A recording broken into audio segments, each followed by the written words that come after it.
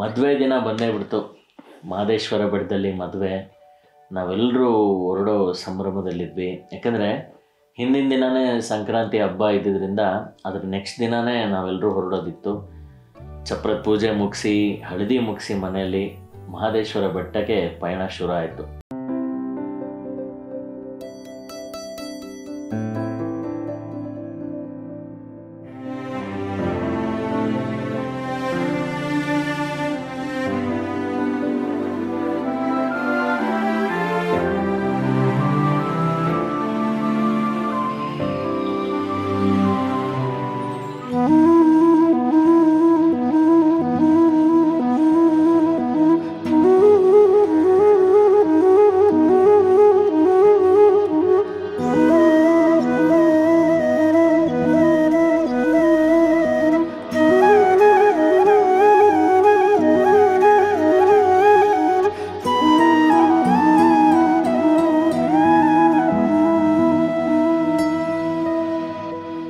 ಅಲ್ಲಿ ಹೋದ ತಕ್ಷಣ ನನಗೆ ಒಂಥರ ನಂದೇನ ಇದು ಮದುವೆ. ಯಾಕಂದರೆ ಆ ಜಾಗ ನಾನು ನೋಡೋಕ್ಕೆ ಹೋಗಿದ್ದಾಗ ಬಹುಶಃ ಹಂಗಿರಲಿಲ್ಲ. ಅಂದರೆ ತುಂಬ ಕಸ ಕಡ್ಡಿ, ಅಲ್ಲಿ ಮೇಂಟೆನೆನ್ಸೇ ಇರಲಿಲ್ಲ, ಕ್ಲೀನ್ಲಿನೆಸ್ ಇರಲಿಲ್ಲ. ಆದರೆ ನನ್ನ ಡೆಕೋರೇಟರು ಶರೀಫ್ ಬೈ ಆ ಜಾಗನ ಯಾವ ಮಟ್ಟಕ್ಕೆ ರೆಡಿ ಮಾಡಿದ್ರು ಅಂದರೆ, ಪಾತ್ ವೇಯಲ್ಲಿ ನಮ್ಮ ಫೋಟೋಸ್ ಇದ್ದಿದ್ದು ನಾನಂತೂ ಎಕ್ಸ್ಪೆಕ್ಟ್ ಮಾಡಿರಲಿಲ್ಲ. But decoration was awesome. ತುಂಬ ಚೆನ್ನಾಗಿ ಮಾಡಿದರು.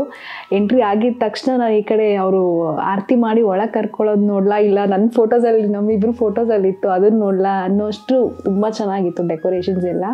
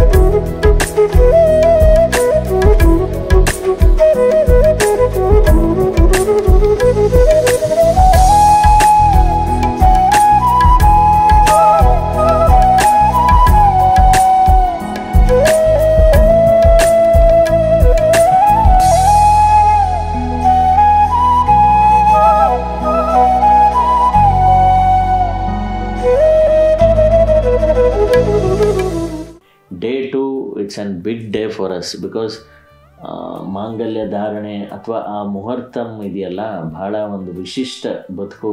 ಎಲ್ಲರ ಜೀವನದಲ್ಲೂ ಅದೊಂದು ಬಹಳ ವಿಶಿಷ್ಟವಾದ ಒಂದು ಘಳಿಗೆ ಅಂತಲೇ ನಾನು ಹೇಳೋಕ್ಕೆ ಇಷ್ಟಪಡ್ತೀನಿ. How was the day start ಆಯಿತು. ಆಬ್ವಿಯಸ್ಲಿ ಎಲ್ಲ ಬ್ರೈಟ್ ಟು ಬಿ ಆಗಿರೋಗೆ ಗೊತ್ತಿರುತ್ತೆ. ತುಂಬ ಎಕ್ಸೈಟ್ಮೆಂಟ್ ಅಥವಾ ಬೇರೆ ಬೇರೆ ಫೀಲಿಂಗ್, ಎಲ್ಲ ಮಿಕ್ಸ್ಡ್ ಎಮೋಷನ್ಸ್ ಇರುತ್ತೆ. ಆ ಎಮೋಷನ್ಸ್ ಜೊತೆಗೇ ನಾನು ರೆಡಿ ಆದೆ. ಮೇಕಪ್ ಆಯಿತು, ಡ್ರೆಸ್ಸಿಂಗ್ ಆಯಿತು.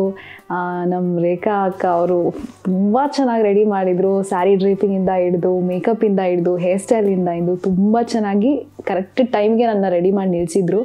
ಅದಾದಮೇಲೆ ಅದು ಕಾಯೋದಿರುತ್ತಲ್ಲ, ಇವಾಗ ಕರೀತಾರೆ ಯಾವಾಗ ಕರೀತಾರೆ ಅಂತ, ಅದೆಲ್ಲ ಸ್ಟಾರ್ಟ್ ಆಯಿತು. ಅದಾದಮೇಲೆ ಮೂಮೆಂಟ್ ಬಂತು, ಕರೆದ್ರು.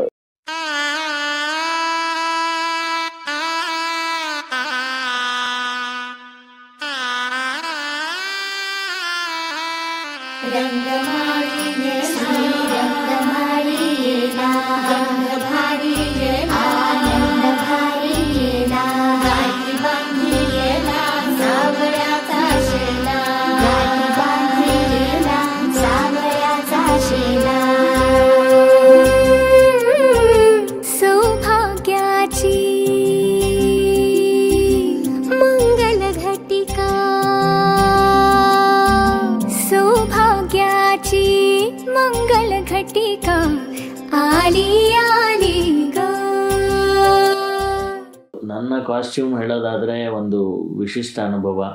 ಯಾಕೆಂದರೆ ಇಬ್ಬರೂ ಕಾಸ್ಟ್ಯೂಮಲ್ಲಿ ನಮ್ಮ ಮನೆ ದೇವರಾದ ವಿಠಲ ರುಕ್ಮಿಣಿನ ಡಿಸೈನ್ ಮಾಡಿದರು ನಮ್ಮ ಡಿಸೈನರ್ ರೇಖಾ ಅವರು. ಥರ ಡ್ರೀಮ್ ಕಮ್ ಮೂಮೆಂಟ್ ಅನ್ನೋ ಥರನೇ ಹೇಳ್ಬೋದು. ಯಾಕೆಂದರೆ ನಮ್ಮ ಮನೆ ದೇವ್ರನ್ನ ನಮ್ಮ ಬಟ್ಟೆಯಲ್ಲಿ ನಮ್ಮ ಬೆನ್ನ ಹಿಂದೆ ನಾನು ಇದ್ದೀನಿ, ನಿನ್ನ ಜೊತೆ ಧೈರ್ಯವಾಗಿ ನೀನು ನಡಿ ಅನ್ನೋ ಥರ ಇತ್ತು ಅದು. ಸೊ ಇಬ್ರದ್ದು ಕಾಸ್ಟ್ಯೂಮ್ ಮಾತ್ರ ತುಂಬ ಜನ ಮಾತಾಡಿದ್ರು ಅದ್ರ ಬಗ್ಗೆ. ಇವತ್ತಿಗೂ ಅದ್ರ ಬಗ್ಗೆ ಟಾಕ್ಸ್ ಇದೆ. ಅಂದರೆ ಹೇಗೆ ಇದು ಐಡಿಯಾ ಬಂತು ನಿಮಗೆ ಅಂತಾನೆ ಕೇಳ್ತಾ ಇದ್ರು.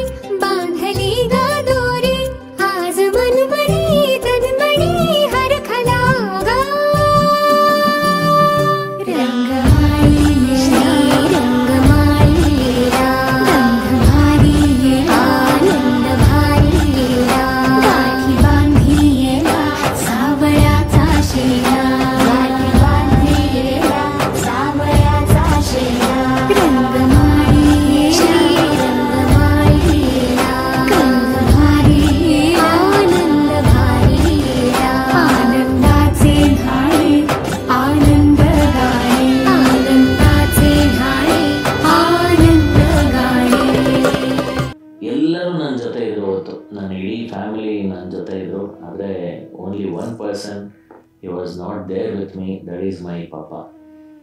ಹಾಲ್ ಎಂಟ್ರಿ ಆದೆ, ಎದುರುಗಡೆ ಅವ್ರು ನಿಂತಿದ್ದಾರೆ. ಏನು ಮಾತಾಡಬೇಕು ಗೊತ್ತಾಗಿಲ್ಲ. ನನ್ನ ಒಂದು ಕ್ಷಣ ಅವ್ರು ನೋಡಿದ ತಕ್ಷಣ ಅವ್ರ ಮೇಲೆ ನನ್ನ ಕೋಪ ಜಾಸ್ತಿ ಆಯಿತು. ನೋಡು, ಇವತ್ತಿನ ಕನಸು ನಿಂದಿದು, ನೀನು ಇಲ್ವಲ್ಲ ನನ್ನ ಜೊತೆ ಪಾಪ ಅಂತ ಹೇಳ್ಕೊಂಡೆ. ಆ ಕ್ಷಣನ ನಾನು ಎಷ್ಟೇ ಸಮಾಧಾನ ಮಾಡೋಕ್ಕೆ ಯಾರೇ ಬಂದರೂ ನನ್ನ ಸಮಾಧಾನ ಆಗ್ತಾನೇ ಇರಲಿಲ್ಲ. ಆ ಕ್ಷಣಕ್ಕೆ ನಾನು ರೆಡಿಯಾಗಿದ್ದೆಲ್ಲ ಒಂದು ಕಡೆ ಆದರೆ ಆ ಮೊಮೆಂಟ್ ಇದೆಯಲ್ಲ, ಅಪ್ಪ ನೋಡಿದ ತಕ್ಷಣ ಅದು ಹೆಂಗಿತ್ತೋ, ಅದು ಎಲ್ಲಿತ್ತೋ ದುಃಖ ಎಲ್ಲವೂ ಹೊರಗಾಗಿದೆ. ನನ್ನನ್ನು ಕಂಟ್ರೋಲ್ ಮಾಡೋಕ್ಕೆ ಯಾರ ಕೈಯಲ್ಲೂ ಆಗಲಿಲ್ಲ. ಅವರು ಬಿಟ್ಬಿಟ್ರು, ಸ್ವಲ್ಪ ಹೊತ್ತು ಆಗಲಿ, ಒಂದು ಸಮಾಧಾನ ಆಗಲಿ ಅಂತ. Then I came to again ಮಂಟಪಕ್ಕೆ ಬಂದೆ.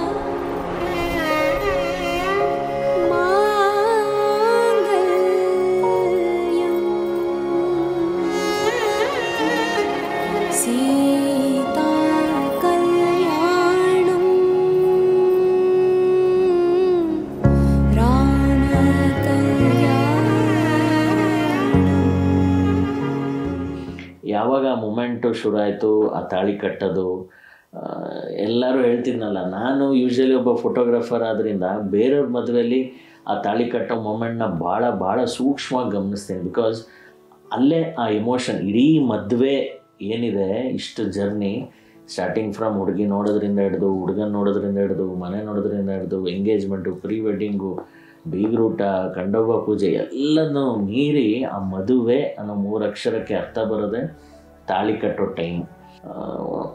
ಒಂದು ಸ್ವಲ್ಪ ಕೈ ನಡ್ಕ ಇತ್ತು, ಏನಪ್ಪ ತಗೊಳಕೊಂಡ್ಬಿಡ್ತಿದ್ದೀನಲ್ಲ ಅಂತ. ಜೊತೆಗೆ ಒಂದು ದೊಡ್ಡ ಜವಾಬ್ದಾರಿ, because she came from A different background, different family. ಇನ್ಮೇಲೆ ಇವಳು ನನ್ನ ಸಂಗಾತಿ, ಇವಳು ನನ್ನ ಜೊತೆಗಾತಿ, ಇವಳ ಜವಾಬ್ದಾರಿ ನಂದು ಅನ್ನೋ ಥರ ಇತ್ತು. ಅವಾಗಿಂದನೇ ಎಮೋಷ್ನಲ್ ಫೀಲ್ ಆಗಕ್ಕೆ ಶುರು ಆಯಿತು. ಬಟ್ ಫೈನಲಿ ತಾಳಿ ಕೊಟ್ಟು ಎಲ್ಲರಿಗೂ ತೋರಿಸಿ ಎಲ್ಲ ಮಾಡಿದಾಗ ಅವಾಗ ಏನೋ ಒಂಥರ ಖುಷಿನೂ ಆಯಿತು. ಆಮೇಲೆ ಅದೇ ಹೇಳಿದ್ನಲ್ಲ, ಮಿಕ್ಸ್ಡ್ ಎಮೋಷನ್ಸ್. ಆಮೇಲೆ ಇವರು ತಾಳಿ ಕಟ್ಟಕ್ಕೆ ಅಂತ ಬಂದಾಗ ಓಕೆ, ಫಸ್ಟ್ ಫೀಲ್ ಮಾಡಿದೆ, ಓಕೆ ಈಗ ಮದುವೆ ಆಗ್ತಾ ಇದೆ, ಈಗ ಇನ್ಮೇಲೆ ಏನಿದ್ರು we are going to be husband and wife. Sita ಕಲ್ಯಾಣ ವೈಭೋಗನೇ ರಾಮ ಕಲ್ಯಾಣ ವೈಭೋಗನೇ ವೈಭೋಗಮೇ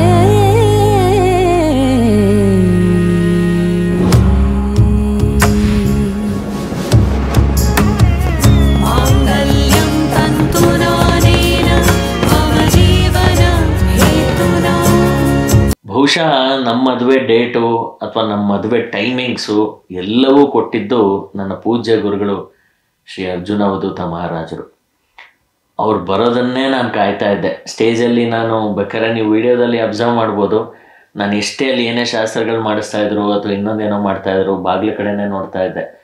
ಗುರುಗಳು ಬಂದ್ರ ನಮ್ಮ ಹುಡುಗರಿಗಂತೂ ಕಾಟ ಕೊಟ್ಬಿಟ್ಟಿದ್ದೀನಿ, ಫೋನ್ ಮಾಡ್ರು ಎಲ್ಲಿದ್ದಾರೆ ಗುರುಗಳು ಅಂತ.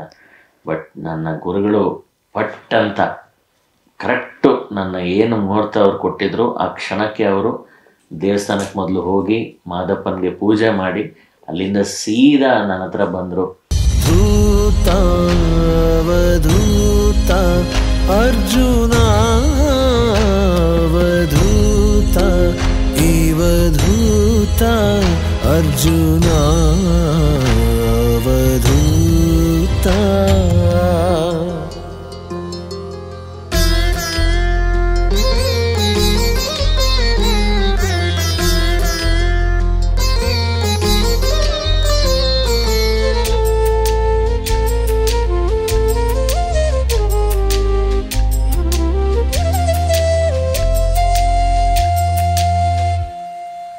ಅಂದರೆ ನಾವು ಇಷ್ಟು ಪ್ರಿಪ್ರೇಷನ್ ಮಾಡಿ ಎಲ್ಲ ಶಾಸ್ತ್ರ ಮಾಡಿ ಅದೆಲ್ಲ 1 by 1 ಆಗ್ತಿದ್ರು, ಕಂಪ್ಲೀಟ್ ಅಂತ ಅನಿಸಿದ್ದು ಅವ್ರು ಬಂದಮೇಲೆ. ಏಕೆಂದರೆ ಅವ್ರ ಕಡೆಯಿಂದನೇ ಅವ್ರ ಆಶೀರ್ವಾದದಿಂದನೇ ಹೊಸ ಜರ್ನಿನ ಶುರು ಮಾಡಬೇಕು ಅನ್ನೋದು ನಮ್ಮಿಬ್ರು ತಲೆಯಲ್ಲೂ ಇತ್ತು. ಓಕೆ, ಇಷ್ಟು ಮಾಡಿದ್ದಕ್ಕೂ ಒಂದು ಕಂಪ್ಲೀಟ್ ಹ್ಯಾಪಿ ಎಂಡ್ ಅಥವಾ ಸ್ಯಾಟಿಸ್ಫೈಡ್ ಅಂತ ಅನಿಸಿದ್ದು ಆ ಮೂಮೆಂಟ್ಗೆ.